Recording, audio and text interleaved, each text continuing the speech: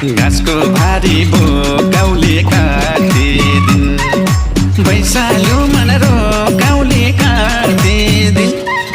सुन काटे जनता र चाँदी काटेर जम्लिन लाहुरा सिराफुली मैया तिमलाई पछ्यौरी